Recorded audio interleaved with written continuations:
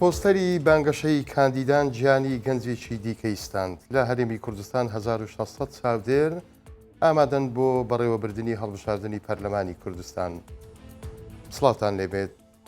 با سپۆنسەری تۆڕی میدیای 1964 کۆنفرانسێکی تایبەت بۆ چاودێریکردنی هەڵبژاردننی پەرلەمانی کوردستان لە شاری هەولێر بەڕێوەچوو. هۆگرچەتۆ سەرۆکی تۆڕی شەمس با 1964 وت بۆ هەڵبژاردننی تایبەت 600 چاودێر ڕاهێنانیان پێکراوە و لە حەوت پارێزگای عراقا بنکەی دەنگدانی لێیە چاودێرمان دەبێت.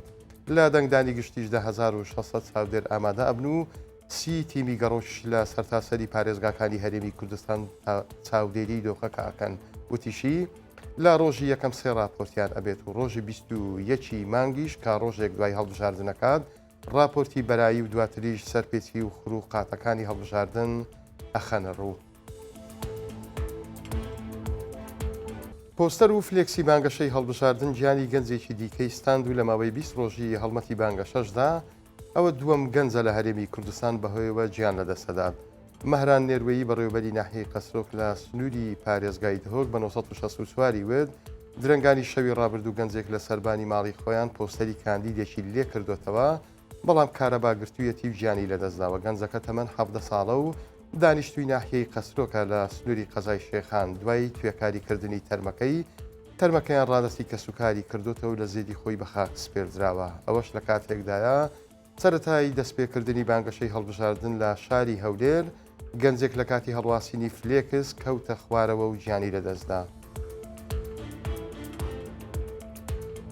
بەپێی ڕاگەیاندراوێکی وەزارەتی دارایی هەرێم بڕی 77 ملیار و 841 ملیۆن و 761 هزار دینار وەک پشتی گەنجینەی فیدرالی لە داهاتی نانەوتی هەرێمی کوردستان بۆ مانجی حوزەیرانی ئەم ساڵ خراوەتە سەر هەژماری بانکی وەزارەتی دارایی حکوومەتی فیدرال لە لقی بانکی نێودەوڵەتی عێراق لە هەولێر بۆ مانجی ئایاری ڕابردوو. وەزارەتی دارایی هەرێم بڕی 91 ملیار و 151 ملیۆن و 784 هزار دیناری وەک پشتی گەنجینەی فیدرالی لە داهاتی نانەوتی هەرێمی کوردستان پێشتر ناردبوو بۆ وەزارەتی دارایی عێراق. لە ڕۆژێکدا هەر تاکێکی هەرێمی کوردستان زیاتر لە 11 کیلۆ زبڵی لە پاش تێدەمێنێت. لە تەواوی هەرێمی کوردستانیش ڕۆژانە نزیکەی 6830 تۆن خۆڵ و خاشاک کۆ ئەکرێتەوە.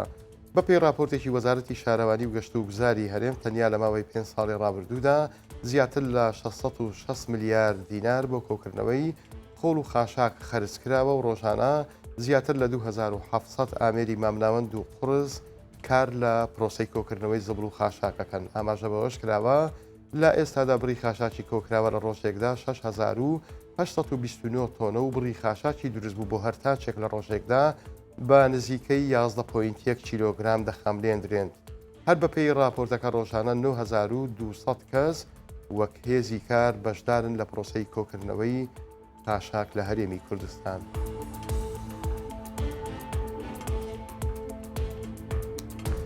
کاتێکی خۆش بۆ هەموو لایەکتان و خواتان لەگەڵ.